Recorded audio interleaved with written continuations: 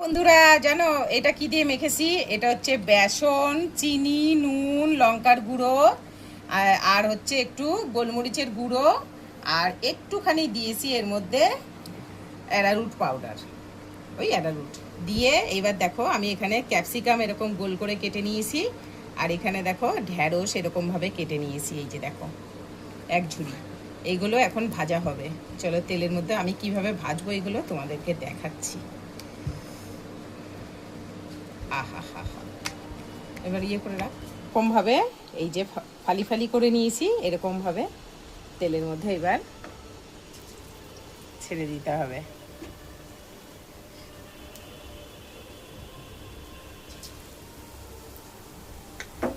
Hello বন্ধুরা, তোমাদের কি পছন্দ হলো?